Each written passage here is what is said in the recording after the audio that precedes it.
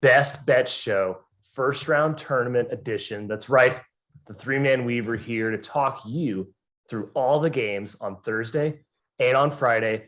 BetRivers is our sponsor. Field of 68, they're great guys. Matt and Kai are in Vegas right now in Jim's house, chilling. We could probably hear each other room to room. It's going to be a little bit of a weird show, but it's going to be a fun one, guys. We're going to go down the list every single game.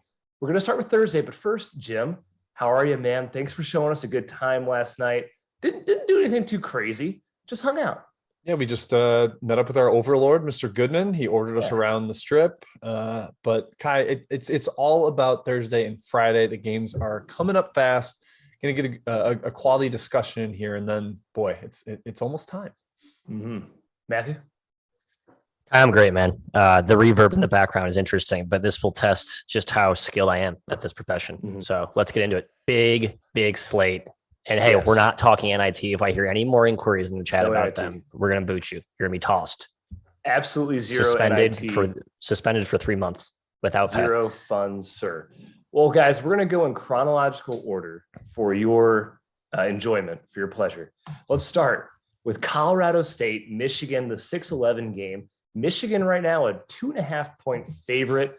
And guys, news broke yesterday. Colorado State, a bit of a travel fiasco. Now, I don't think it matters too much, Jim, but Nico Medved and the boys found out their flight to Indianapolis last night around 11 o'clock Pacific time, and they flew out this morning at like 9 a.m. Yeah, I mean, I think the concern there would be practice schedule. They're like, okay, suddenly we got to pack up, get to Indy. We don't know when we're going to practice there. They're still getting there on Tuesday, and they play Thursday. Like, they're going to be there for 48 hours. I'm not really concerned about like jet lag or something, or being a little discombobulated by the time change. Not a problem. Matt, what intrigues me here is the potential for Colorado State to go small and play David Roddy at the 5.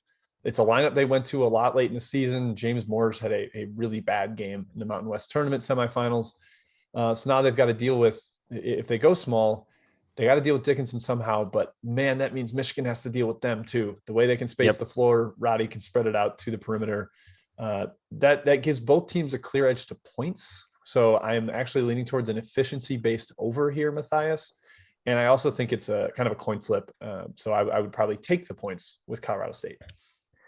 Yeah, well, also, I mean, Diabate, they've played a lot of those two big lineups recently. So you could have this double big twin tower lineup, Michigan against a small ball Colorado State lineup. So a fascinating chess match there. I would tend to give the edge in that to Medved, but again, I believe in this Michigan team. I have not reacted to some of their oscillations back and forth. I have been favored by a lot larger than the current spread indicates. I did bet them, but I do worry a little bit about Medved finding some holes with those. Again, if Diabate and Dickinson are more agile than people give them credit for, but they can be exposed if they spread them out with the way Medved can orchestrate offense. I'm with Jim. I like the over, but I'm on Michigan too, Kai. Yeah, I'm on Michigan, guys. There's no answer for Hunter Dickinson. At the very least, he's going to get guys in foul trouble. And Colorado State's then to begin with up there in terms of guys who can guard or put up a fight in the post. I think Diabate's a matchup problem too. Devontae Jones playing a lot better recently. We've talked about that. He'll have his hands full with Stevens, though. I agree with Jim. The Colorado State guards are no joke. I love Colorado State. I just don't like the matchup for them. I think they got a tough draw here, so I'll take Michigan. Moving on, the next game is one of great intrigue, guys. It's South Dakota State, our Jack Bunnies, against Providence, a team that's gotten so much attention for being lucky, for being actually worse than their record indicates. Matt, we've heard the narrative. Well, it's +2 is the spread for the Bunnies, and I can already see the narrative both ways. Providence wins. Haha, idiots. I knew you thought they'd lose. They're legit. South Dakota State wins. Haha, told you Providence is lucky. Ha ha ha. What side of the fence do you go on, Matt? Yeah, John Fanta talks about on our Field of 68 After Dark show how this is the type of stuff that this Providence team feeds on. And a lot of the cliche stuff that we hate is relevant to this team with how good their mojo is running this season. All that said, I did fade them. Okay. I took the Jack Bunnies. I think they just come out and blitz the Friarship with the flurry of threes. The way they can score from all over the floor, not just relying on 3-point shooting, but they can also make shots inside the arc. Douglas Wilson can do some damage inside, even against Nate Watson. Kai mentioned we saw Doug Wilson run circles around USC. I don't think he's going to be He won't shy away from this challenge. So go Jack Bunnies, baby. Yeah, I think the narrative about South Dakota State getting beat up inside is a little too strong. Like Dent Langer and Luke Apple are solid bodies in there. Douglas Wilson is no slouch, no pushover. And yeah, like the 3-point shooting for South Dakota State can always be a weapon, but they play inside out. Like that's really more what they're about. We had Eric Henderson on After Dark, and he mentioned that. Like I think the 3-point shooting is what jumps out to people, but they're a very stout interior team. If it's close late, that's going to be dicey because Providence is like unbeatable in a close game. Yeah. But Kai, I did take +2.5 when it was there on Sunday. I'm on the Jackrabbits. I think they get it done. Just because it's popular doesn't mean it's wrong. That's right. I have to take the Bunnies too. I'm a man of principle. I said I would do it if they got matched up with Princeton. Matt's right. It's the best evens in the Summit. Still allows like 1.01 points per possession. Not great. Yeah, man. I think South Dakota State can get it done. Hey, shooting. They're one of the best shooting teams in the country. Shot making's fun to bet on. Shot making's fun to bet on. Next game, guys. I would say the game I'm most torn on of any in the tournament. We're talking about an 8-9 matchup, Boise State and Memphis in the West region. Memphis -2.5. Jim, Boise's probably not the team Memphis wanted to see. Boise's super long, athletic, physical, just like the Tigers. Who do you have in this game? Kai, I would say neither of these teams wanted to see the other. Both are very stout defensively, like you said, both physical, both athletic. Boise was great in close games this year too. They don't quite have the narrative that Providence does, but I think both these teams are very feisty. I have a really tough time with the side, but Kai, you know what I am going to do? Best bet under, baby. Under 133. Yeah. I think this game's a brawl. Boise State slows it down to the half court. Neither team can make free throws. I'm a little worried about Memphis's pressure and speeding the game up a little bit. Boise hasn't been awesome against pressure this year per synergy numbers, but I'm still okay with it. I think Boise will do a good enough job slowing it down and efficiency will be low enough. So Matt, under for me. Yeah, Jim, I think the under is a great play. The only reason that wouldn't go under is right if there's some helter-skelter up and down nonsense from turnovers. But if this game does play in the half court, efficiency should be low. Kai, I took Memphis. The youth versus experience angle is real here. Boise is an old team. They're physical with ACOT and Kijab, and these dudes have been around the block, and I think they kind of have the chip on the old shoulder. Tyson Degenhart, my boy, freshman phenom. Love this Boise team, but I think Memphis just has more bullets in the chamber. So I think that athleticism and that speed overwhelms them, even though they are sort of battle tested by playing in that Mountain West. I just think Memphis has the edge. I think Memphis is a notch above just everything Boise is, and they're underseeded. So I think there's value there. I take Memphis as well. All right. Baylor, Norfolk State. I don't know if we need to belabor the 1 versus 16 matchups, guys, too much here, but I'm taking Baylor -21. I think a lot of people think Baylor's weak, Matt. That's silly. We just saw them beat Kansas and Texas shorthanded. They're going to be fine. Norfolk lost to Xavier by 40 this season. Haven't played a top 90s team since. What do you think? Yeah, I love Baylor. I guess their injuries are a worry, but they have 7 guys, and I love those 7 dudes. Similar narrative with Arizona. We'll talk about them later. I think they smashed Norfolk. Jim? Baylor first half. I think they smashed in the first half. Norfolk got embarrassed by Xavier from the jump in that game. I think that might ride over a little bit. Baylor, not a deep rotation. Perhaps they bring the cover squad in late, and the back door could be blowing open. But I think first half Baylor is worthwhile. All right, guys. One of my favorite matchups on the board, because I love this team, Tennessee versus Longwood. And I'm talking about Longwood, Jim. I love Longwood. I know you do. +17. My reaction was, wow, this spread is high, Jim, even though Tennessee, I think, is underseeded, like most agree. What do you think? Set me up on a platter, Kai. I will hit it out of the park. Longwood, +17. Best bet. Boom. Lancers. Nice. They can stay close because they can shoot. You have to be able to make threes against Tennessee. They'll keep you out of the paint, and Longwood can do that. They've got 2 guys shooting over 40% on high volume, and then 4 other guys in the rotation that can knock them down. Some slight concerns on the defensive glass, even though Longwood was the best defensive rebounding team in the Big South. That's kind of damning with faint praise a little bit there. I think Tennessee's size can work them a little bit, but the shooting, the guard play, the fact that all their guards are physical is something I really like about Longwood. Weight room, backcourt, baby. not a good representative of that, but you get the idea. Right? Yeah. Don't take Matt as a weight room reference. But yeah, Matt, this is my second best bet of Thursday. Already knocking that out. I only have 2, so they're all out there already. But Longwood plus 17. Jim, I've gone back and forth a million times. I'm with Longwood and our guy Griff Aldridge, baby. I do have serious concerns about the Tennessee matchup, just with the physicality they can impose up front. But again, I actually like the size advantage of those guards going against Chandler and Ziegler. So got to make some shots. Longwood takes some deep, sometimes contested threes, and their forms like Wilkins and Wade have that kind of herky jerky form, but they hit them, and they're going to have to make a few to stay competitive here. Longwood has a giant killer formula. Great coach, experienced team, especially the guards. 6th best 3-point shooting team in the country. Physical, rebound well, play hard, slow the game down, don't look to run. That's a giant killer mentality. I think plus 17 is a lot. I like Longwood as well. Next game, guys, Richmond and Iowa. Matthew, I'm kind of tired of fading Iowa. And 10.5 is a lot of points for a Spiders team. I respect one of the oldest teams in the country. A point guard, Jacob Gilliard, is a senior leader. Who do you like? I took Richmond. And honestly, as the hours go by, I worry that I have not taken full stock of this Iowa defensive transformation. Like they forced how many turnovers against Purdue? Like a fairly smart, stable backcourt. We saw them swallow up Northwestern. I think Richmond's smart enough to take care of the ball, but they're going to need a couple of guys to come back and help Gilliard break some of that pressure that Fran's starting to throw out there. That zone in the half court's a little tricky. It takes Richmond out of what they want to do offensively. All that said, Jim, itsy bitsy Spiders, arachnids assemble. We're backing them plus 10. Yeah, it's just a little high, man. I'm not a numbers guy in the NCAA tournament. In the NCAA tournament, I usually go away from my numbers, is what I'm saying. I'm more matchup based, more coach based. But this one, man, I made it around 5.5, 6. Maybe my rating's not high enough on Iowa at this point. Could be a little lagging behind, but Richmond's experienced. They can score. Iowa's defense is very bad. I think Gilliard will force some havoc in the backcourt with his steal prowess. So yeah, I'm begrudgingly taking 10.5 here, Kai.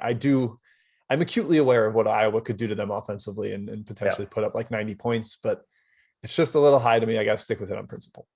Yeah, of course, Jim. And we're betting every game in the tournament when we're in Vegas. Of course we are. So I will have some money on Richmond plus 10.5 here.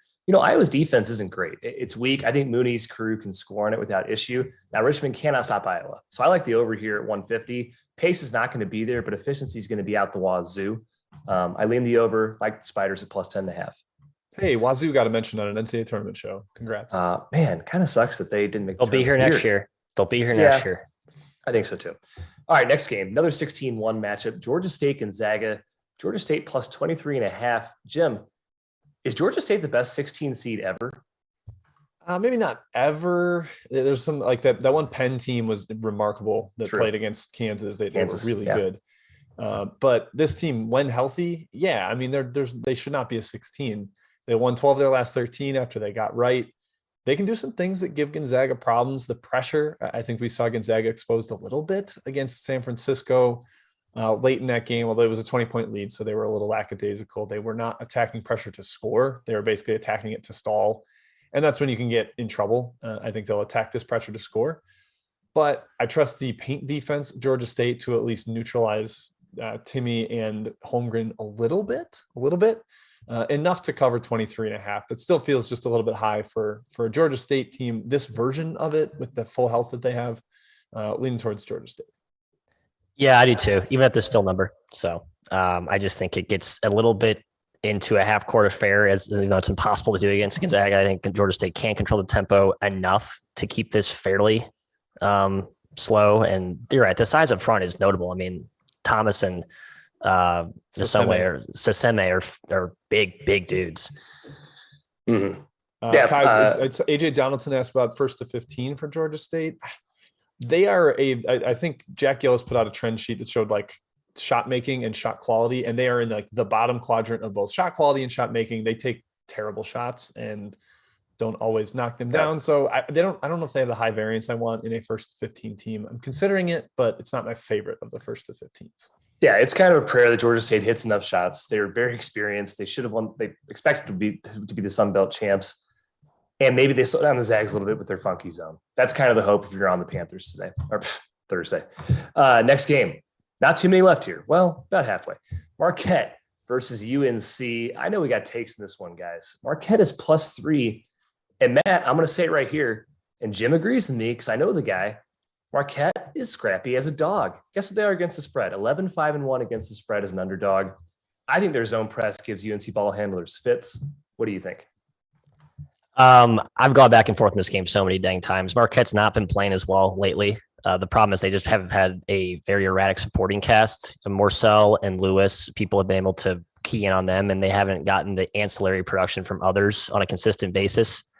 And UNC, I kind of still think they're legit. I know the Virginia Tech game looks like an eyesore, but just stretch out that time span the last 3 weeks prior, pretty damn impressive. So I kind of lean the Tar Heels. I don't know if I'd take it at -3, Jim. No, I wouldn't take it. I would take Marquette +3. So stop waffling, Matt. Get on board the Golden Eagles. I like Shaka quite a bit as a dog. I think they're 9-3 against the spread as a diggity dog this year. They got a little overvalued late in the season, which I think hurt their performance a little bit. Maybe some freshmen hit the wall. They do play a decent amount of youngsters, but I love throwing Daryl Morcell at Caleb Love, a little cut the head off the snake type of thing for the UNC offense. Plenty concerned about Baycott in the offensive glass. Definitely think he gets his 20 and 10, Kai, but I'm riding with Marquette there.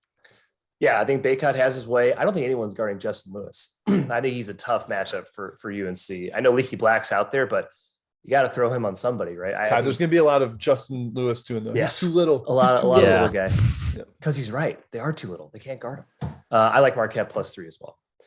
All right, next game. New Mexico State is not heading. They're playing UConn. 12-5 matchup, a juicy one. I got to be honest, I was hoping for a better matchup for New Mexico State. I'm still going to back them here, Jim, at +7. But man, UConn with their size, they can out-athlete and out-physical the Aggies. They're better at their brand. What do you think? Yeah, that's kind of the concern. That they're facing a team that has a lot of what they like to do and is better at it. New Mexico State has made the tournament a bunch of times since like 2005, and they've never won a game. They got really close against Auburn, and I think that was their best team, the Trevel and Queen squad off the bench. This one is not that good. Teddy Allen is a terrific scorer, and he was able to dominate the WAC.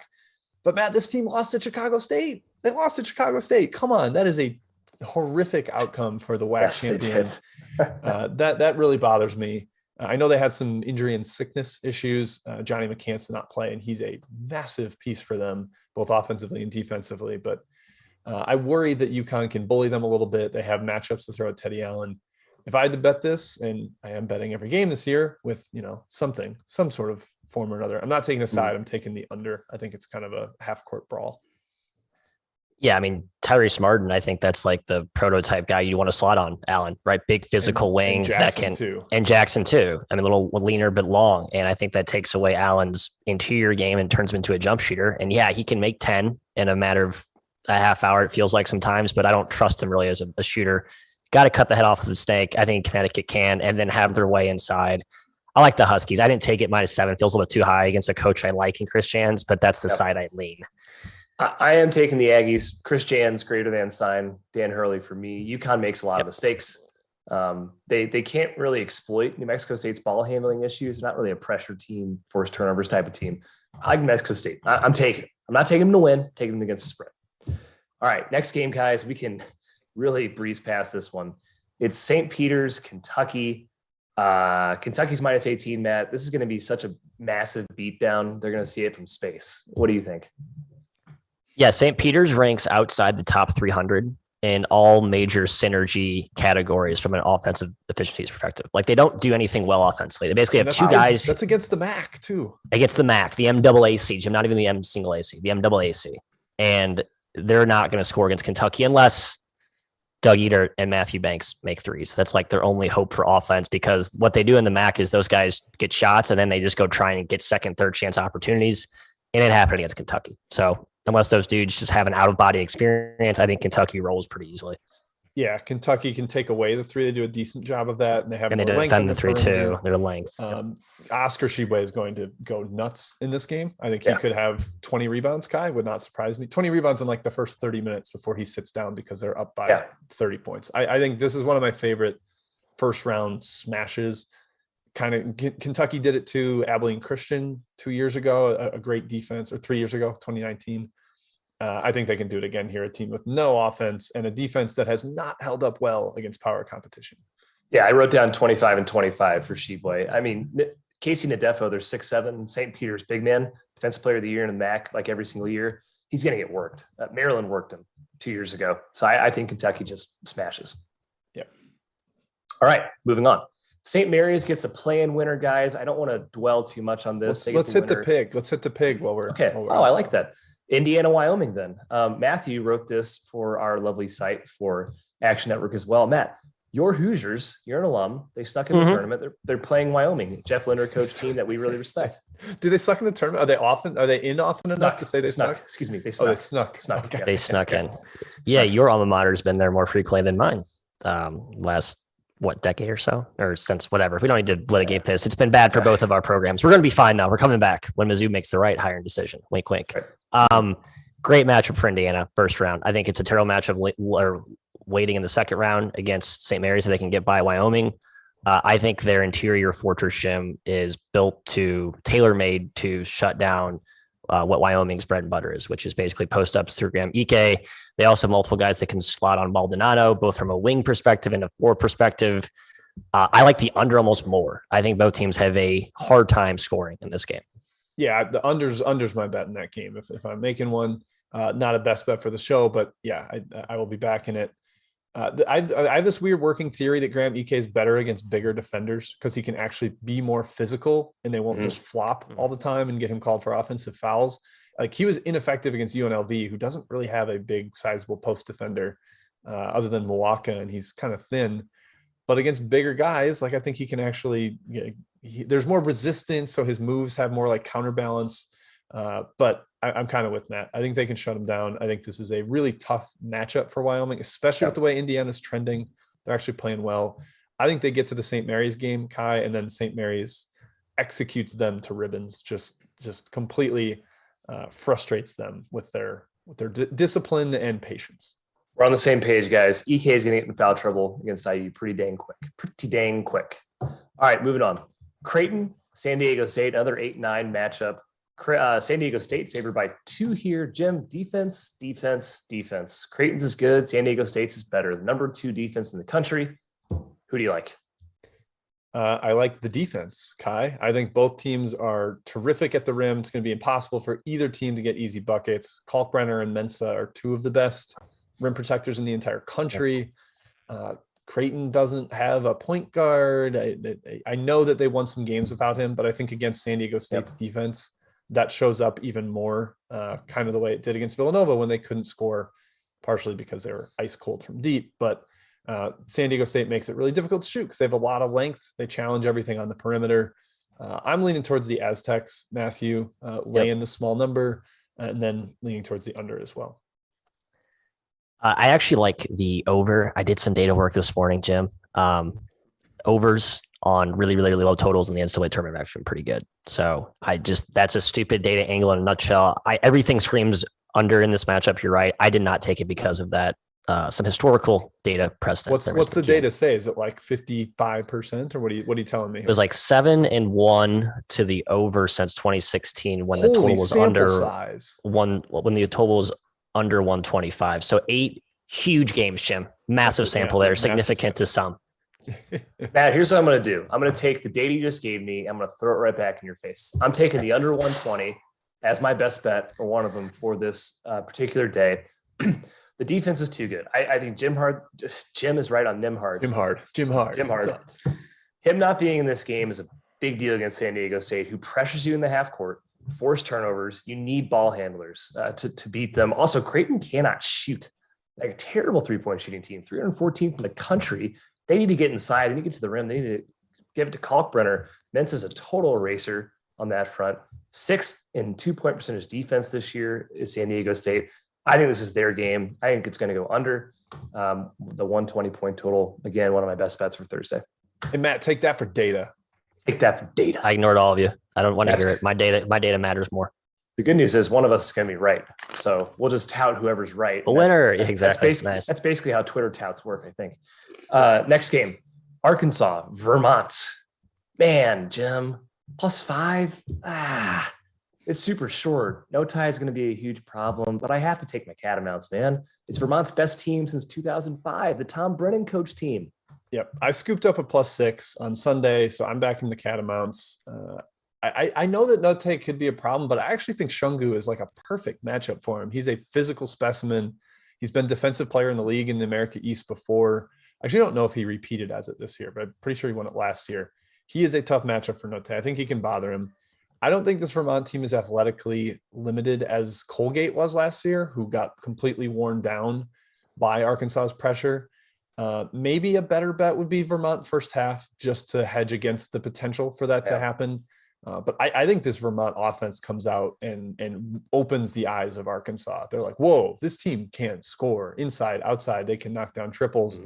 So I think they punch them in the mouth early. I don't know what the odds would be on a 1st to 15. I like that for Vermont. I certainly like them in the first half, and I took them full game, as I mentioned. That is, there is some worry to it, though, and I think Matt's going to tell you why. Yeah, I took Arkansas. It's my best bet, and I hate it. I'm going to cry myself to sleep when Vermont goes 15 of 30 from 3 and Ryan Davis puts up 25 and 12 on Jalen Williams. But that's where I think the edge is for Arkansas, is they have Jalen Williams, who is one of the best, if not the best, post defender in the SEC. All he does is flop. He's a flopper. He takes a ton of charges. He does take a ton of charges for a guy who could block like a lot of shots. But he's just a great stout post defender, rock solid. I think he's built to defend Ryan Davis, and that puts a lot of pressure on the guards to score. And you're right, Jim, they are more athletically charged this year than I think the typical Vermont teams we saw with Anthony Lamb. But Arkansas is just even more athletic, even faster on their perimeter. I think they can dial it up with some spurt ability and get away from the Catamounts. So Arkansas -5 against the early money, Kai. I have a rule that if you're over 6'10", you should not ever take a charge. You shouldn't do it. It's a bad play. It's a bad ban charges. I think we should just get rid of them all. Matt, I am worried about Arkansas. I'll give you that. They're mobile and strong bigs. They have strength too. Is a problem against Ryan Davis, who usually has an advantage pulling the 5-man out to the perimeter because that guy can shoot as well as posts up. He's a stud, 2-time America East Player of the Year, but I'm not sure he's going to do much against Arkansas. They are so much more athletic. They have the big wings to make it tough on Vermont, but Vermont can shoot. Top 3 team in the country in shooting. I mean, they haven't played anyone since December 7th, basically, but I trust this team in the tournament. I'm making it hot. Like Jim said, a first half bet is probably the best way to lean, but I'll take full game. I'll put my money where my mouth is. Matt, do you have concern about it being in Buffalo? The chat is mentioning that. I was just going to mention that. I'm doing a call to action on top of that to the mobsters to bring up any other notable location, timing, potential edges. I've been trying to make a list myself, but I feel like I'm splitting hairs there. That does not worry me. I think there's bigger travel location concerns on the board than this one. I know Vermont's going to travel well to that game, but that doesn't give me like a big travel time zone change concern from an Arkansas perspective. I don't know. It's a long flight, sure, but it's not like you're going West Coast to East Coast. Yeah. All right. Next game. Kai is out on timing and schedule matchup angles. Out. In the tournament? Absolutely. I think it does matter a little bit. They have 2 days, 2 through 3 days to adjust. I'm not worried about that. I don't know why they don't travel like until today or tomorrow in some cases. It's dumb. They should be traveling like immediately after. Whatever. Yeah. NCAA is messing it up, as we saw with Colorado State. They don't know where they're going until Sunday, Matt. They got to figure it out. Matt is the last minute travel booker. So he's like, it's easy to just book a flight. It's easy. Right now, I can buy a flight in 2 hours. I'll be out of McCarran Airport. No problem. So. All right, guys, let's move on. We have 3 more games to hit on Thursday and one's a plan. So Murray State, San Francisco is where we go next. The entire world is disappointed, Matthew, that these 2 teams got matched up in the first round. Obviously, 2 of the best mid-majors in the country. I'm spoiling it now. Murray State -1.5 is my second best bet. I actually took them at +1 when it opened. I think the Dons are in trouble if Squirrel cannot go. They're down to 1 legit big man then with Tape. No offense to the guy's name I cannot pronounce, who's a very good player in his own right. Vova Markovetsky. Thank you very much, Jim. How do you stop KJ Williams with just Tape and that guy? I don't think you can. Who guards Tevin Brown? I don't think anybody. I love the Dons. They can shoot, but Murray State's on a different level, I think. I've actually swung a little bit back the other way on this one. I was leaning Murray State pretty hard. But I think the Dons have some matchup angles they might be able to exploit here. But again, the key is Jan Masowski, right? If he's not in there and he's not 100%, I think that basically takes away any possible edge or avenue to success or negating Murray that San Fran could have here, Jim. So it's just a bummer that if Masowski's not in there, not 100%, then I'm going to be worried. So no play for me here on the fence. Yeah, I'm leaning Murray State. This was brought up to me. I kind of forgot this by my buddy Tim Murray at VSiN. But 2019, Murray State beats Marquette first round. Kai, do you know who their leading scorer was in that game? It was not John Morant. It was Tevin Brown. It was not John Morant. KJ Williams also started and played 24 minutes. Yeah, they were freshmen on that team. Yeah. They have tournament experience. They've been here. Like, it's wild that they're still around. But I think that matters a little bit here. This is San Francisco's first NCAA tournament since 1998, Golden's first tournament. I wonder if there's any issues to that where they're just kind of like, oh, we're happy to be here. We made it. We'll see. But yeah, I'm leaning towards the Racers. I've just been so high on them all season. And maybe San Francisco's analytical rankings are slightly inflated by blowing out bad teams. So I'm going Murray. Mm. Oh, Matthew, I'm sorry. I thought you had one more thing to add. I have nothing else to add. Zero more to add. Murray State best bet. I don't think it's done at -1.5. I think it's going to get up to 3 before a game starts. I agree. Right. It's gonna. If you like Murray, get in now. I'm with Kyle on that one. It's going to keep rising. All right, UCLA, Akron. Wow, guys, no one likes the Zips. I've come around, Kai. I've come around. I like that nobody likes the Zips. At 14, that's a lot of points. I think they can hang, Jim. I think they can make this ugly, slow to a crawl. They love 60 possession games. Everyone's overlooking them. The MAC, I think, has won a game in the tournament the last 4 or so years. It's a tough conference in the first round. What do you think? Under. I like the under. I think your angle about slowing it down is extremely spot on. I do have some concerns about Akron scoring in the half court, enough to not want to back the +14. I'm just okay with taking the under. I think this one is ugly. UCLA has more shot making in the half court. They're bigger. I mean, Akron has solid big guys. It's a big part of their success, but they're not large. Like they're like 6'7", 200-pound forwards. So I have a little bit of concern going against Cody Riley, against Miles Johnson. Even Hawkins can bully those guys. Like he's strong enough to do that. Mm-hmm. So as much as I kind of buy the slow down, grimy it up angle for the dog, I'm just more comfortable, Matt, going with the under.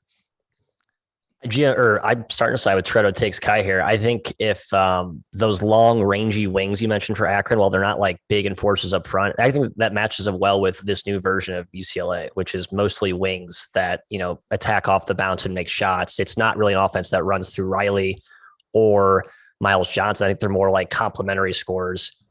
So I think that's what Cronin should try and focus on. But if he doesn't and lets Hawkes and Jules Bernard, who's been kind of a star lately too, do their thing. I think Akron's actually built to, like Kai mentioned, not shut them down, but keep it fairly competitive. And Kai, I think some of the money's coming on our side now. We can now be on the same side of the aisle here with our Zips down to 14. Well, I mean, I want to make it clear, UCLA totally overwhelms them talent and size wise. I just think Akron's tough. They play very well together. I buy this chemistry of this team. I know it's very intangible and hard to prove on any sort of level, but just a feeling, just a gut. So Akron +14 is a ticket I'll be holding on Thursday. All right, finally, it's Kansas versus the winner of Texas A&M Corpus Christi and Texas Southern. And those 16 seeds, guys, are going to have a huge home court advantage because it's in Fort Worth, Matthew. Oh, yeah. Fort Worth, Texas. Let's talk Texas Southern Corpus Christi real quick because that's the first game that's tipping of the tournament. So exciting. It's almost here. Matt, I'm taking Corpus Christi. Extremely well-coached team. Steve Lutz, former Purdue Creighton assistant. Just really impressed with their season. They're tough. They're not nearly as big as Texas Southern, probably not even as athletic, but man, are they going to force turnovers. They're going to force 20-plus turnovers against Texas Southern. I think they can keep it close. It's a pure bet on coaching. I'm with you. Let's roll Isles. I am worried about, upwards of 20 offensive rebounds from Texas Southern in this game. They have just droves of dudes descending the glass, but I think the coaching is real here. Steve Lutz is awesome. One of the best coaches in college basketball no one knows about yet. Yeah, Corpus as an underdog has been awesome all season. I think they win outright against Texas Southern, and I think they hang around and annoy Kansas in the opening round. Maybe that spread will be, Corpus Christi is low in analytics, so I think that spread could be probably 25 or higher. Yep. And that's fine for me. I'll take something up around +26 or something, Kai. Yep. All right, guys. Hey, let's do a quick recap of our Thursday best bets. I took Murray State -1.5 and Creighton San Diego State under 120. Matthew. I took Arkansas -5. Womp. Jim. Hey, you're finally not making a best bet a bad team. You're starting to please the people by taking a favorite, a team that's bad teams have been good in March though. Maybe I should stick with bad teams. Now that you say that. There you go.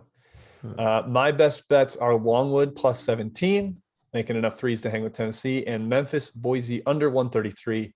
I think that one is a rock fight. That's it, Kai. That's our best bets. I'll take the mic from you. Jim, there's the mic. That was Thursday. Thank you for tuning into our Thursday show, but we're still rolling. We're staying live here, folks. Don't go anywhere. Hit the like button while we're here. We're going to take a brief intermission before we go to Friday and talk futures. Take a look at some of the futures board, both to win the regions, and even if there's a value on a title team at this point. Guys, I wrote this up a little bit, something looking at this for picks wise. I kind of agree with a lot of the odds. I don't have a ton of super hot takes on value. It's partially because in a region like the Midwest, Matt, where I'd be looking to back one of the 3 or 4 seeds because I don't trust Kansas or Auburn all that much. They stuck us with Providence and Wisconsin. Providence is the 4 seed, and I saw them at 35-1 to make the Final Four. Kai, do you think there's any appeal with Providence in the Midwest? Or are you kind of like, all right, it's Kansas region. They're the 1 seed. They're going to be going through Fort Worth and then Chicago. Don't look elsewhere in the Midwest. What do you think? In the Midwest, I kind of liked the value on Wisconsin. I know no one likes Wisconsin in this region except me, but they're experienced and they have an NBA player in Johnny Davis. Like, that's enough for me to take a flyer. They're 10-1 to come out of the Midwest region as a 3 seed. I think that's pretty good value. I like USC 25-1. I think you're looking at the right spot though. That bottom part of the brackets. I picked Kansas to win this region. I just think +150 is a bad price. So USC at +25-1. Andy Enfield. Andy covers in the NCAA tournament as he's been so good the last few trips to the dance. I think he's got a decent draw against an Auburn team struggling. That weak quadrant above them with LSU, Iowa State, Wisconsin, Colgate. So yeah, if you're looking for a future here, that's where you want to look in the bracket. Yeah, the bottom is very vulnerable. The Providence price sort of intrigues me because of how they win close games consistently, but their draw isn't awesome. I did give a slight recommendation for a small 0.1 unit sprinkle on South Dakota State, boys. Ooh. I think the offense has the upside. We saw what Oral Roberts did last year, making the Sweet 16. South Dakota State is better offensively and defensively than that Oral Roberts team. So I think there's a chance they can make a small run. They're only a 2-point dog in the opening round. They'd probably be like a 8 or so point dog to Iowa in the second round. Would love to see Richmond come out of there for futures perspective. But right. If you can get them to the Sweet 16 at 120-1, I'm okay with that. You can kind of figure out some sort of strategy, maybe taking Kansas for 3 units or something to make a little money back. I'm at least considering that one.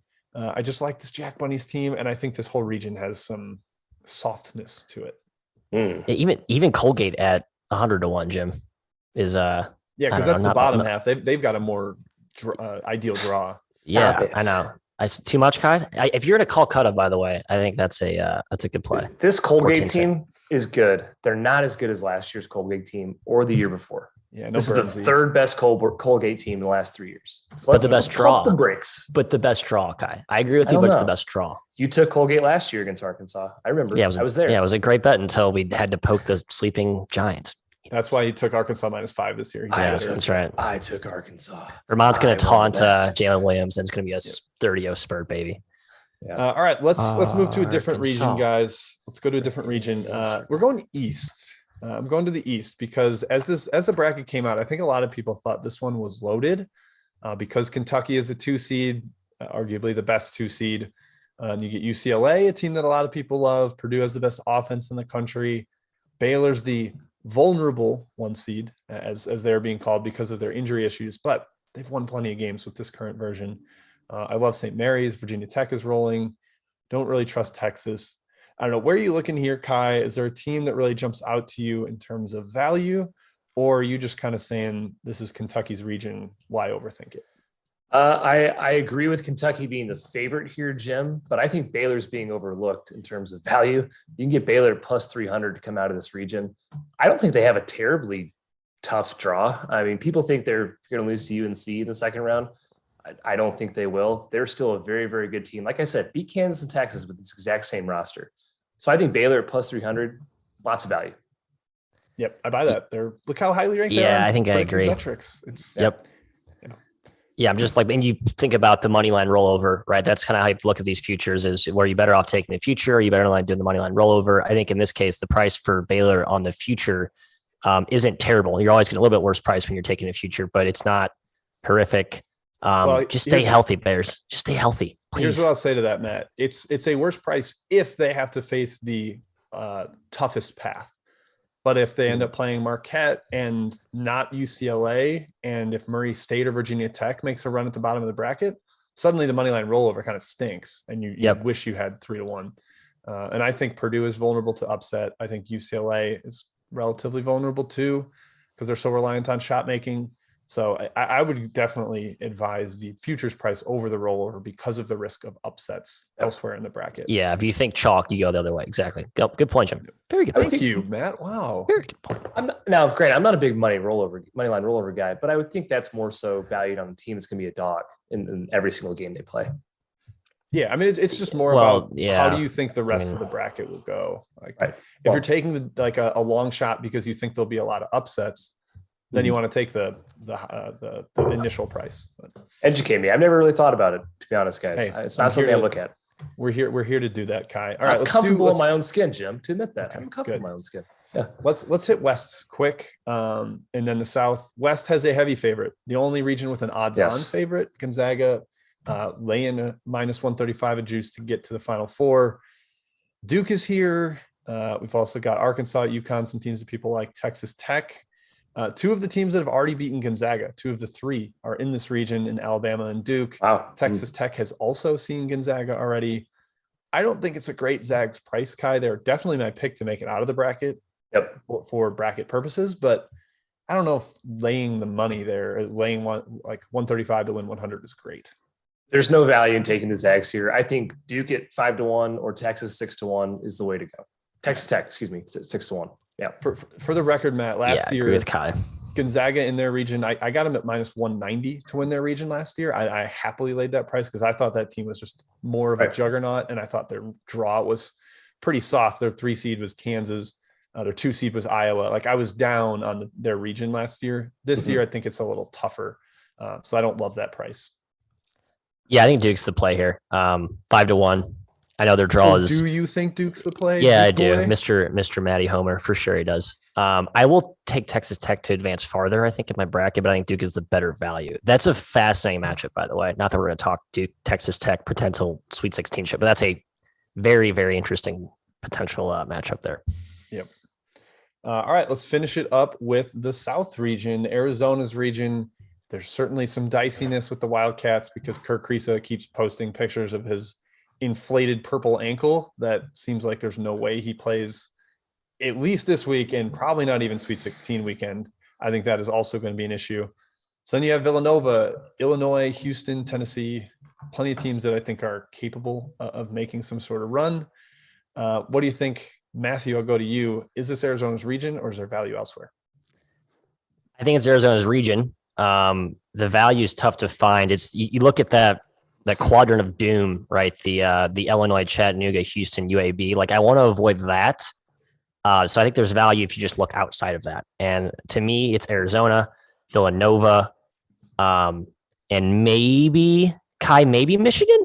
Can you talk me into Michigan? It's plus 16 to 1 though. They have like the 5th best odds in the region. So I feel like the odds makers were wise to see Michigan as a potential dark horse here. No, for me, it's Tennessee or Villanova at 4-1. I think it's Villanova also. Great value.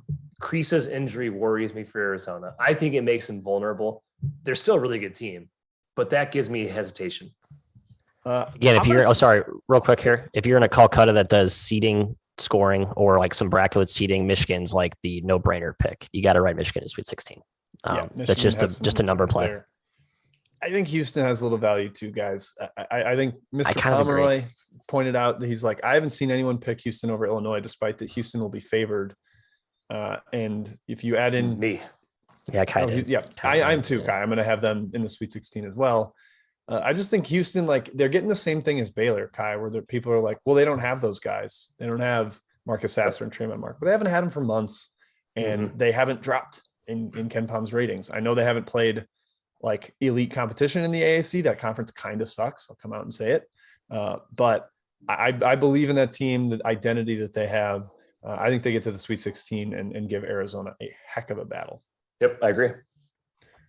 All right. I believe that wraps up our little futures intermission. Unless you guys have a title pick that you think is just jumping off the page based on draw. I know that Kansas went way down in odds after their draw came out. Like it was so stark that their 3 seed and 4 seed were so low analytically. Yeah. Kansas was given a much more favorable price. That's all I got though. Yeah, hey, if you're a bracketologist, you could have picked up on that perhaps. Are we going to pivot to Friday? Yeah, let's get down Let's on do Friday. Friday. Got to pick some locks on Friday. Kai? Wow. Look at the improv skills out of you. I don't think I'm hosting this section, this morning, buddy. No, it's me. It's me. I was hoping you'd pick up for me in that little course there. We're talking. No. Okay, fine. All right, lead us off. We're going to Ohio State, Loyola. The Blurs looking to repeat on last year's tournament magic, Jim. Big injury question marks for Ohio State. I think of all the first round matchups, this is the one where where injuries loom the largest. And if you're not looking closely at how much they mean for Ohio State, you're doing yourself a disservice. I like the Blurs. Jim, your thoughts? Loyola, pick 'em, lock, boom. Best bet of the Friday slate. I will have a total later because, of course, I'm Jimmy Undertaker. But this is my favorite side of Friday. I hate that it's the first tip of the game. Highly leveraged right away in the morning. Kai will be having a Bloody Mary at Beer Park. Damn right. This one goes well for us.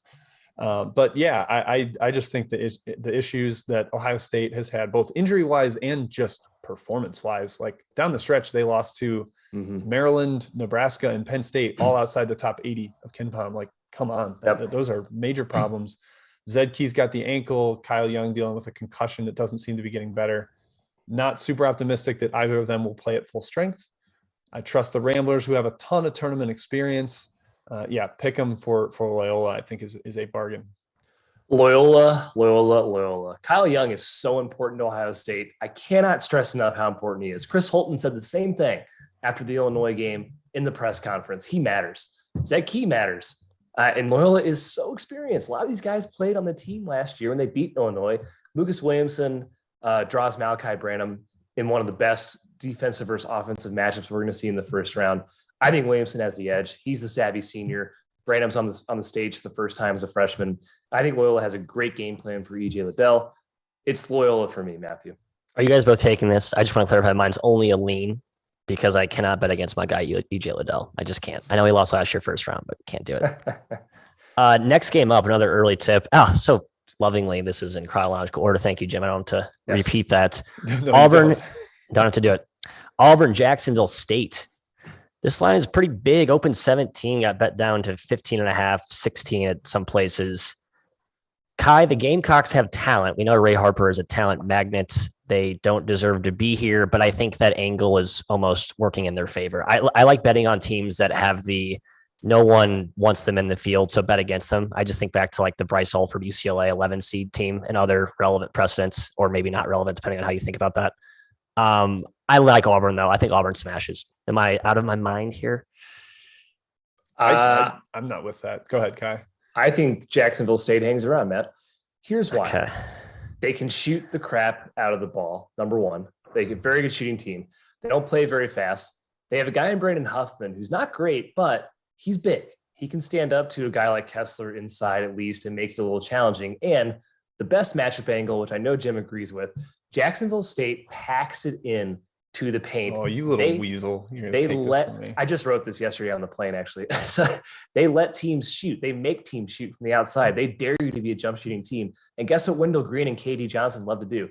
They love to jack it up if you give them space. So Auburn's going to take a ton of bad shots, and Jacksonville State can shoot. That's a recipe, I think, for a dog to hang around here. Auburn's going to advance, but Jacksonville State plus 15.5, plus 15. I will be taking that on Friday. Yeah, I locked in a plus 16.5, Kai. I love the Gamecocks here. I also love first 2-15 Jacksonville State. Official endorsement here. I think they can hit some shots early. And like Kai said, I think Auburn will be tempted into jacking up some bad ones, which increases quite a bit or sets up a lot of variance for early in the game there. Love that for first to 15. Gamecocks, come on, get it done for us. It's going to be an early, exciting brunch celebration, Kai. Yeah, early tip too. I think that adds to the high variance benefit for Jack State. All right, you guys convinced me. I'm with the Gamecocks. I just feel like Auburn's getting disrespected because they played a couple of bad games and their guards took bad shots. I think we need to remember how awesome this team was once upon a time. But in this context, awesome. I'm with awesome. you. Right. I'll ride with you guys on Jack State. Next up, Texas Tech, Montana State.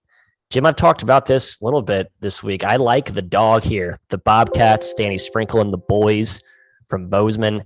Not a great matchup if you look at it from the Montana State angle, but you could also argue that, basically hold up the mirror and make the same argument back the other direction. What's your prognosis on this one?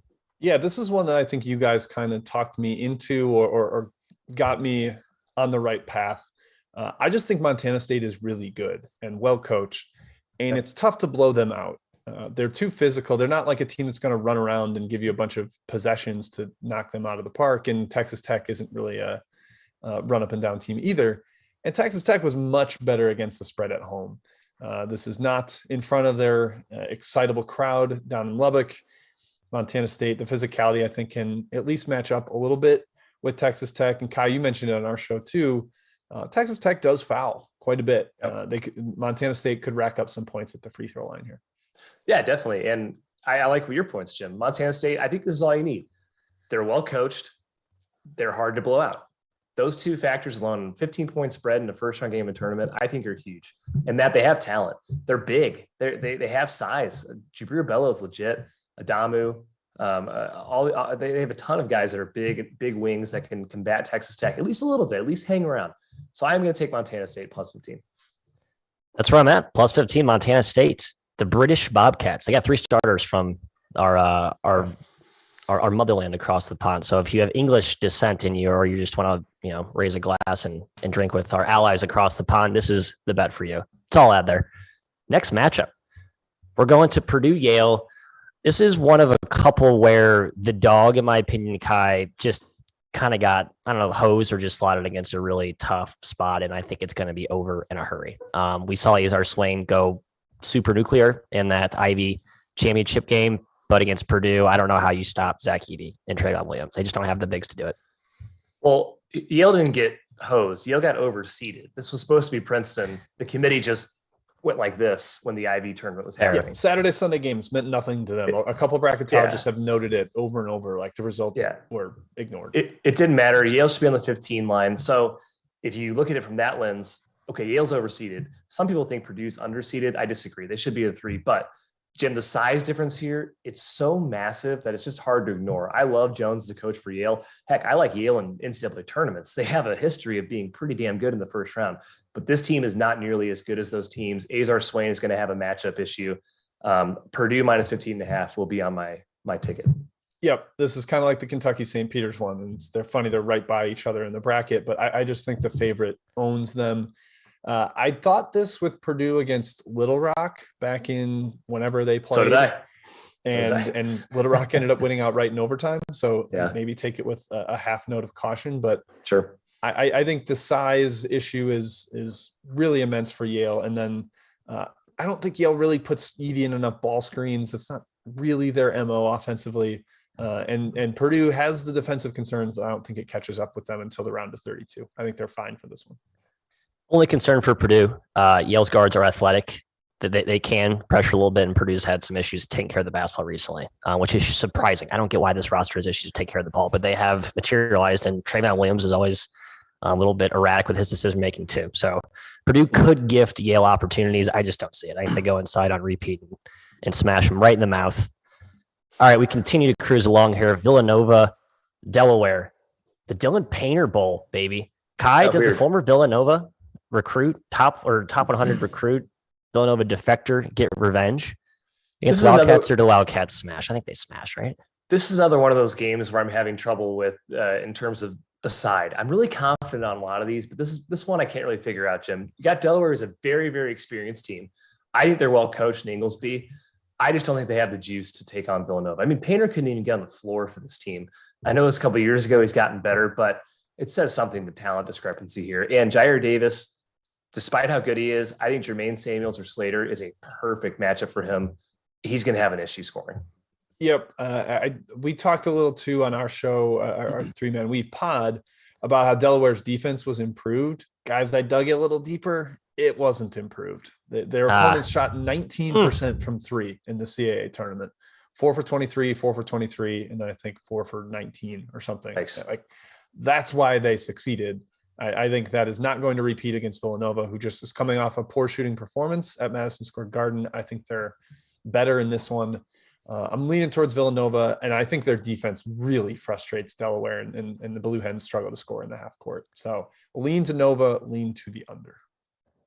Yeah, we just need Nova to erase some of those scoring walls we've seen them go in. I think they've been in position to put games away recently. They just haven't done it. Jim, I love your point on the Delaware defense. I was about to cite that, but thank you for debunking that with some actual data and evidence. That's why we're a great team at this organization. Yeah.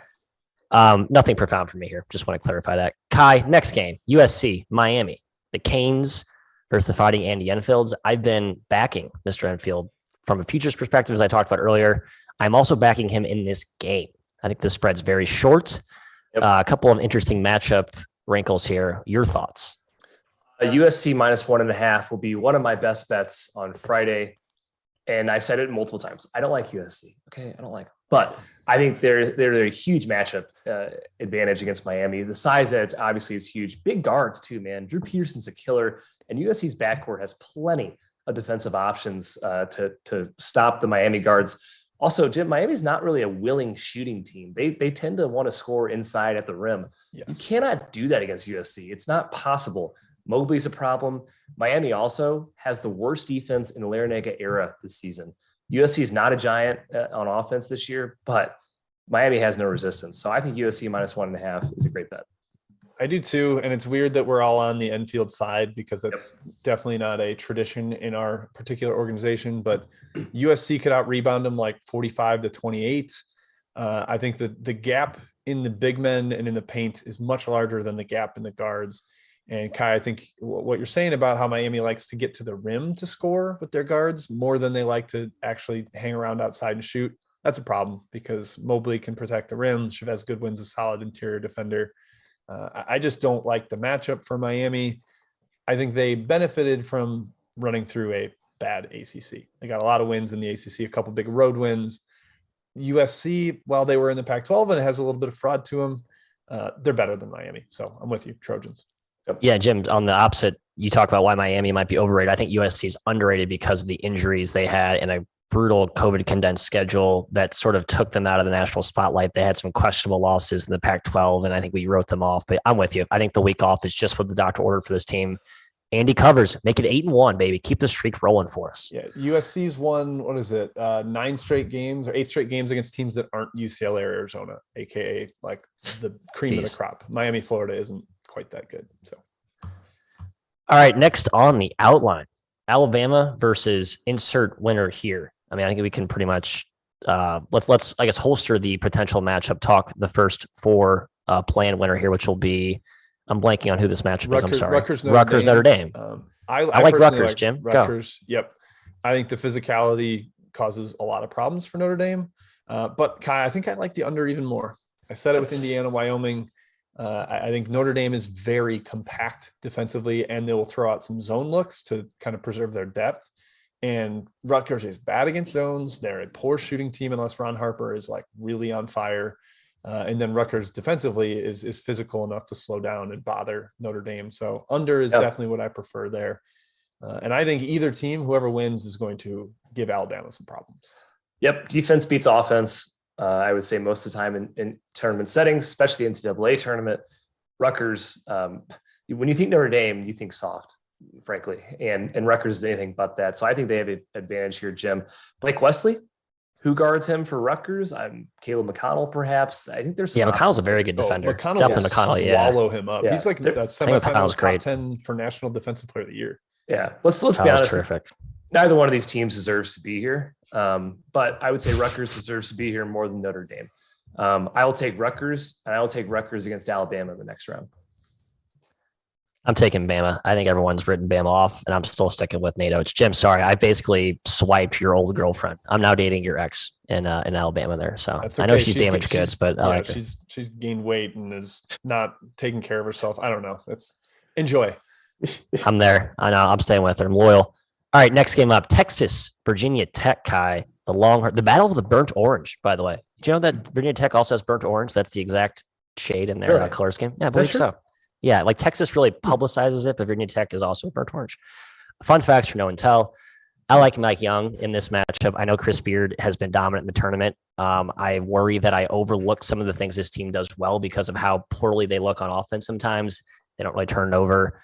They generally make free throws. But again, the way Vatek's playing right now, I think they've turned a switch. Jim talked about the bench improvement. I love Vatek. That's where I'm at. Go Hokies.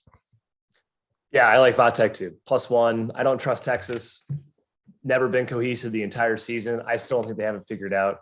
I love Chris Beard, man, but Mike Young is just as good with the X's and O's on the sideline. Vatek can shoot. It's been a theme throughout the games you talked about, Vermont, South Dakota State, Longwood. Teams that can shoot are teams I want to bet on in the tournament, man, because nothing spells variance like three-point shooting. And they're hot right now. Obviously, just won the ACC tournament. They're going to be a popular pick to win this game, but I don't care. Virginia Tech for me, Jim, +1. Yep, I'm with that. I get the popularity narrative, and there's a few where I feel like I'm siding with the popular team, and I'm okay with that. So I got to trust what I believe. I don't need to be swayed by public opinion or whatever. Damn right. And I believe that Texas is a broken team that has some serious issues. Chris Beard had the quote recently talking about how like his players think they have all the answers. It's like, well, Chris, it doesn't seem like you have the answers this year. I'm concerned about just every part of the team right now, other than their defense. The offense is just, it hasn't been sharp. And Virginia Tech seems to be firing on all cylinders. So yeah, Matt, give me the Hokies. I just want to go back to that prior game real quick. I saw some good commentary. My guy, Mitchie Harrison, talking about how that winner of the play-in game will have a brutal travel spot to go play Bama. So huge edge for Bama, I think, in that round of 64 game. The true first round, Kai. We don't like giving the first round credence. First four is not the first round. It's not the first round. It's first four. I guess they did change it. They did have it for like 2 years, right? And then they officially good. They should have. Yeah. A fascinating matchup here. This next one, Illinois versus Chattanooga. One of the two parts of the quadrant of doom, as I'm calling it. Man, I just feel bad for Nuga, Jim. Brutal draw against Illinois, a team I think still somewhat undervalued. We'll talk about the Houston matchup here in a second. What are you looking at? Yeah, just going through the matchup for our little site breakdowns. Everybody runs pick and roll against Illinois. Like they face the most pick and roll in the entire country because people want to get Kofi moving. They want to get him away from the rim. Look at what Loyola did to them in the round of 32 last year. Chattanooga runs no pick and roll. They are not a ball screen team at all. It's a lot of off-ball motion. It's a lot of post-ups through D'Souza and Ianni, and good luck with that against Coburn. Very like Wisconsin influence, right, Jim? Like the very much the Paris coming over. Yep. It's not quite swing. Like they're not really running a ton of swing, but it's a lot of off-ball action. And I just think that's a bad matchup. That said, Kai, I have a hard time seeing them getting like blown out here unless Illinois is really hot from deep. But I am so torn. This is one of my least confident games on the entire board. Yeah, I'm taking Chattanooga +7.5. I think they do keep this pretty close. The possession count will be low. I'm hoping Lamont Paris, Jim, realizes that, hey, I have Malachi Smith, the SoCon Player of the Year. I have David Jean-Baptiste, an all-conference guy. They can both handle the ball and create their own shot. I hope he says, let's get Kofi in some ball screens. I tend to think he will. Coaches aren't all robots. Maybe Paris will make that shift. I'm worried about Plummer and Frazier. They're killers, man. I mean, they hit shots. That's a tough team to bet against. I don't think either team wanted to see this particular matchup because I think Chattanooga, Matt, can beat Illinois because they can match up at least somewhat in terms of mid-majors with Kofi Coburn. D'Souza is going to put up some sort of fight. Now, Coburn's going to win the battle. We're not arguing that at all, but at least there's some resistance. And the guards, Chattanooga, in my opinion, they go toe-to-toe or almost toe-to-toe with Illinois. Maybe Curbelo turns the ball over 10 or so times, takes Illinois out of the game a little bit. I'm taking Chattanooga with the points. So I'm taking Illinois first half -4 as my best bet, partially because I just like how the value sits nicely there at an even number at 4. I don't want to bet 7.5 full game. Also, I think you see more Curbelo second half, and I'm trying to get away from that exposure, so to speak. I think Illinois matches up well with Chattanooga. I think Trent Frazier locks up Malachi Smith. Trent Frazier has like the chip on the shoulder, lockdown defender. Kofi's just too much up front. I know Nuga's got some legit size, but it's not Kofi size. The key thing here, will Grandison be back? I think he matters quite a bit. I believe he listed day to day. I'm banking on him playing. I'll like my play a little bit less if he's not in there. But they need like one more wing shooter. That's sort of where this Illinois team's a little bit soft if you have to find a nitpick. Can I do one thing on Frazier real quick? Because you absolutely can. Now he's getting all his attention as one of the best slept on players in the country. Oh, such a great play. And I agree with this, but I forgot which game it was recently. Late in the game, he made so many dumb mistakes in a huge game in the Big Ten. The one against Indiana where he threw Indiana was bad. People in the front Indiana row. was bad. I was like, this is the Trent Frazier that's supposed to be the clutch player, senior leader guy that leads them. Like, that's kind of a concern, man. If he's still making those kind of bonehead decisions, I don't know, man. I think it's possible he could lock up against a guy like Malachi Smith. Just saying, 2 cents. Okay, fair. No, it's a viable point. I'm not believing it, but it's a viable point. Okay. Let's hit this one in 3 seconds. Cal State Fullerton, Duke.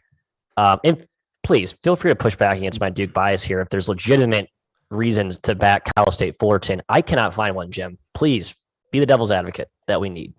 They were impressive, I guess. They hit a bunch of shots in the Big West title game, but they still kind of let Long Beach back into it after getting up 8 with 5 minutes left. I think they get crushed. I think this is like the perfect game for Duke where there's not as much pressure because it shouldn't be a close game. If they tighten up late because it's close, then there's a problem. But I think they get ahead early. They get ahead often. We mentioned it, Kai. Anasicki is their best player, and he couldn't get off the bench for Tennessee. He's probably drawing dead against Theo John and Mark Williams inside. So I think Duke big. I'm like scrambling to pull up these notes that I had. Perfect. Okay, guys, I looked up Anasike's O ratings against Tier A competitions for the last 5 seasons. Are you ready? I'm reading this from this year going back. 95.8, 95.8, 86.6, 94.5, 92.7, 62.2. Anasike is not good against power competition. He smashed the Big West. He's not going to do it against Duke. Duke rolls in this game. Absolute domination, talent, etc. There's no CJ McCollum walking through this door, Matthew. Duke's got it. Yeah, not only did Duke get the Homer committee seating with the 2 seed, which may or may not have been deserved relative to Tennessee, they also got the overseeded 15 seed that has to fly cross country to their backyard. So, I mean, you can kind of add up a little bit nuggets of edge for Duke on top of the matchup stuff. I think they smash. So, Duke Freight Train, next game should be a lot more competitive. LSU, Iowa State. This is in the quadrant of ease, soft cupcakes, probably the softest little foursome in the bracket. If you're looking to bet a future, this is where you want to probably dig into. Kai, Iowa State's offense has looked putrid lately, but LSU does not have a basketball coach. I like the Cyclones. I like Cyclones as well, man. It's a big fate of LSU's coaching situation. Like you said, Nickelberry, I'm sure he's a fine coach, but he's not ready for this game, in my opinion. Iowa State can defend. LSU can as well. I like the under a lot in this game, 127.5. I like Iowa State +4. It's going to be ugly. They're going to keep it close. I'm actually probably waiting on LSU, guys. I know that's crazy, but I think there's a little maybe overreaction to the coach. What was Will Wade doing that Kevin Nickelberry can't? Like, was he drawing up really detailed sets? Like, I'm not. Or is Nickelberry going to change everything? Right. He's not going to change things dramatically. It's like, go out and do what we do and play basketball. This happened 2 years ago where everybody got against LSU because Will Wade was out for the tournament and they made the Sweet 16. They were fine. I also am with Kai. I like the under, but I'm not locking it as the best bet because it's already up 3 points and I think it's going to keep climbing. So I'm going to wait, not give that out as a best bet and hope that it gets up to like 129 or something. But I have it circled and probably, or I will be on it. Just kind of waiting, hoping for a better number. Sorry, laughing at chatter. Nothing else to add for me. I just think Iowa State's the better team here. Next game, Arizona versus the play-in winner of, again, why don't the bracket up in front of me? My screen's loading slowly here. Bryant Wright State, a fascinating 16 matchup, Jim. The over has been bet up 3 points, I think, for good reason. I know you broke this game down. What are you looking at? Yep, I took the over 151.5. Right as soon as I saw the matchup, it's up to 155. Can't fully recommend it there. I think the matchup sets up really well for Bryant. They zone. Wright State is poor against zones, like 18th percentile nationally. And Bryant's whole offense is get downhill, dribble drive, win one-on-one matchups. And Wright State stinks against dribble penetration.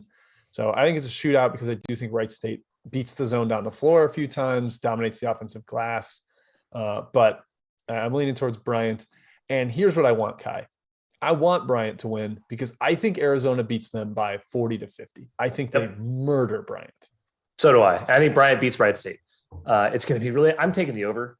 I don't care what the total is, man. Name it. It's going to be 90. It's going to be 90-80 or something like that. It's going to be such a high scoring game.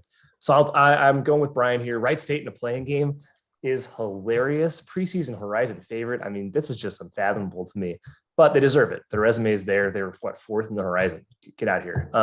Bryant is my lean net. Yeah, I think the return of Hall Elias is pretty huge. 8 blocks. 8 blocks. He had Wagner. 6 in the first half when they got up 38-6. It was just they couldn't score inside. Like, I'm worried about Vasily just feasting on the offensive boards, especially when Bryant goes zone. But man, I mean, Elias is awesome. I mean, he just completely changes that defense, and he missed a good chunk of the conference season for the Bulldogs. Let's keep cruising. UAB Houston. Man, another tough draw for what seems like a very popular Cinderella pick in the Blazers. Kai, will you be blazing up with Andy Kennedy in this first round duel with Kelvin Sampson and the Cougs? Yes, but only because the spread is just a little bit too high at 8.5. Yeah, can't do it either. I don't think UAB can beat Houston. I think it's a really tough draw for UAB. They needed somebody different, so to speak. Houston's not going to let them score in the middle. It's just not happening. So it's a lot of Jelly Walker. Can Jelly Walker score 30 points and make a ton of shots? Absolutely. Kind of hope he does it because that'd be great fireworks.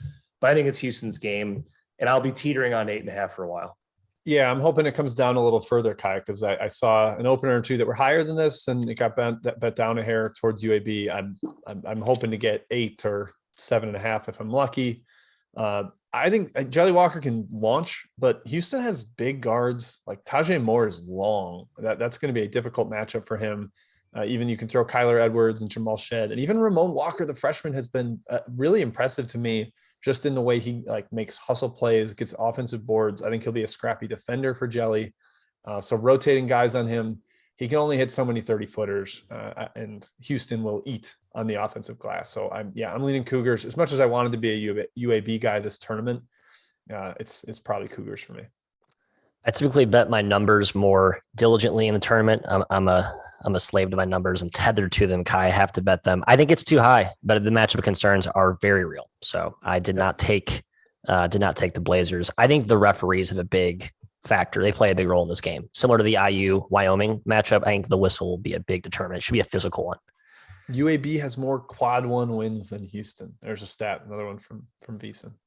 Yeah, which, I think works against their favor. All right, next game, Davidson, Michigan State. I was on Sparty, and I looked at myself in the mirror, and I said, man, you can't legitimately make a viable case. Jim and Kai have properly shoved me in the corner and have convinced me to ride with the Silver Fox, Mr. Bob McKillop. Tyson Walker is very much up in the air for this one, who was awesome down the stretch for Sparty, Kai. But A.J. Hogarth was awesome without him. That's kind of a key injury point guard personnel situation there for Michigan State. What do you think?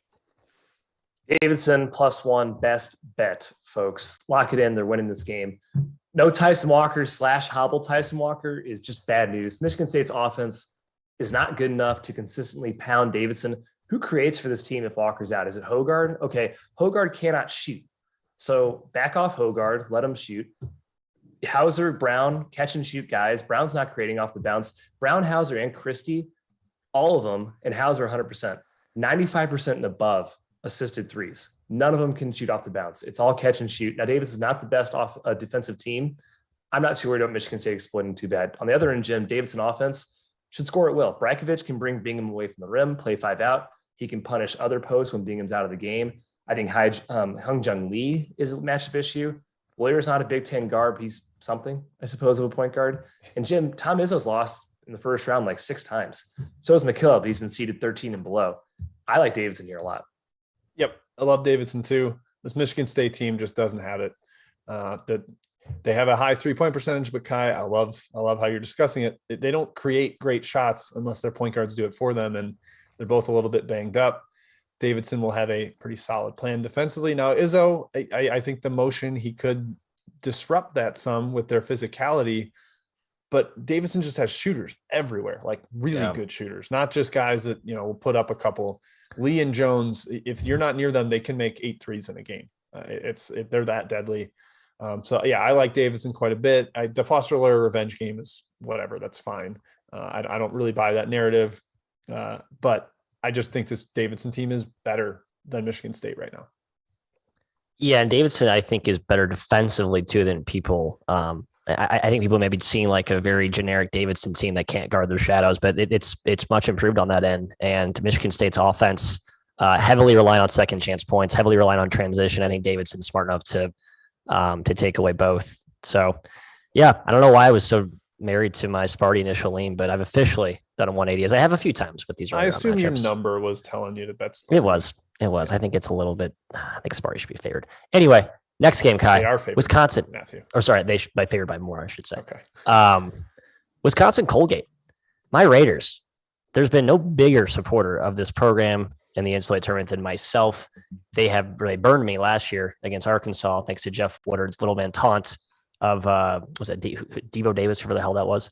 Anyway, I love this matchup for Colgate, Kai. I think they are a deep dark horse as a 14 seed because of the draw and because of the way they can shoot it. Are you not buying into that? Sounds like you're not. I might take Colgate plus 7.5. The shooting is a big reason. I have to stay consistent here. They can keep it close, but I again, don't be shocked if Wisconsin makes a run here, man. I really buy into this experience. They're going to have the best player on the floor in Johnny Davis. And if you stop Nelly Cummings for Colgate, I think that's cutting the head off the snake. And I think Wisconsin can do that. So I'm leaning towards Wisconsin. It's going to be a low possession game. There could be a lot of variance, especially with Colgate shooting. But yeah, I'll probably take Colgate on the number, Jim. Yeah, I think the number's ideal for Colgate. The matchup's great because they're not going to get out athleted. Johnny Davis is a major concern, and he'll be healthier than when he threw up a 3 for 19 stinker in the Big Ten tournament. But I think Colgate's shot making, the fact that they're not going to get pressured or super worn down on the offensive glass, is a great matchup for them. Matt, you mentioned earlier in the show, location specific angles. This is a night game in Milwaukee. There are going to be some drunk Wisconsin fans here. But everybody else is going to be cheering for Colgate, like the Purdue fans, obviously the Colgate fans, all the other teams that are set up in Milwaukee, Virginia Tech, Texas, Marquette fans, if they're there, who knows? Yep. And anybody else that sticks around, I think will at least neutralize that somewhat. I'm downplaying that home court advantage angle in this particular game, leaning towards Colgate. Yeah, the thing with Colgate is I look toward a potential second round matchup if they do get by Wisconsin. I know I talked about how they're a good Sweet 16 value pick for some pools. I worry about their pressure, or about how they would stand up against pressure to LSU and Iowa State. They couldn't handle Navy's press in the second half of that Patriot title game. Don't think that'll translate too well when you see Iowa State and LSU caliber pressure. All right, we got one last game to hit here on the Friday rundown. Seton Hall, TCU. Get your boxing gloves on, Mr. McCann. It will be ugly. I like the Horned Frogs, plain simple. In the battle of grown men, where do you lean here? Yeah, I'm trying. I actually didn't write down the line in this game. Pardon me, guys. Hall -1, total. It's right around pick. Yep. I like TCU at pick. I don't love the matchup because Seton Hall is basically praying for a team that doesn't really hurt them from the outside, that tries to bully and get people to the rim. That's what TCU does. Seton Hall is probably like, good, we can defend that. Without Bryce Aiken, I think Seton Hall is a real issue scoring. TCU really defends. They scrap on the boards. Jim, I think TCU has a big offensive rebounding edge. We talked about how Seton Hall loves to go for block shots, leave that weak side open for offensive rebounds. Love TCU's length across the board. I'm going with my Horny Frogs.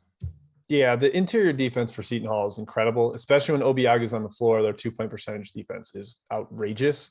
But the offensive rebounds will be there for TCU. So I'm leaning towards the Horned Frogs. But I haven't given it out yet. I'm sure people are wondering where it is. It's the under. It's the under, the Friday under of the day.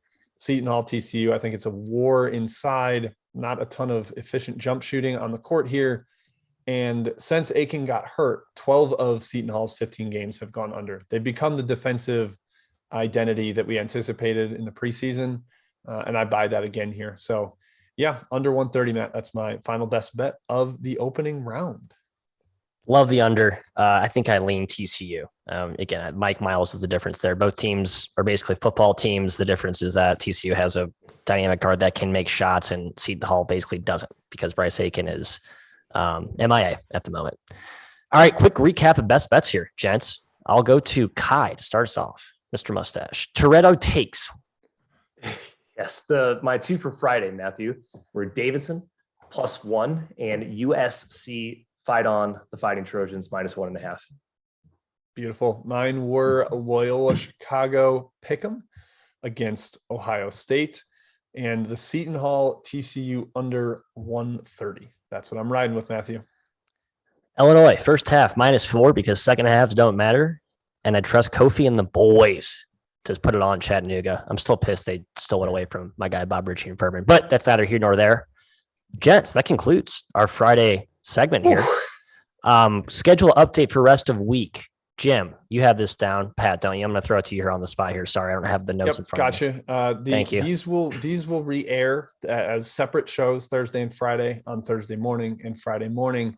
And then we will be back live at the normal time on Saturday and Sunday, 11:15 a.m. Eastern, bright-eyed and bushy-tailed after a couple of nights in Vegas. Don't you worry, folks. We'll be ready to rock. So that is something to look forward to. Make sure you hit the like button on the way out. Almost to 100 likes. Let's get up there. That'd be wonderful. But yeah, we will see you live again on Saturday and Sunday. Enjoy Thursday and Friday. It's going to be a wonderful couple days of basketball.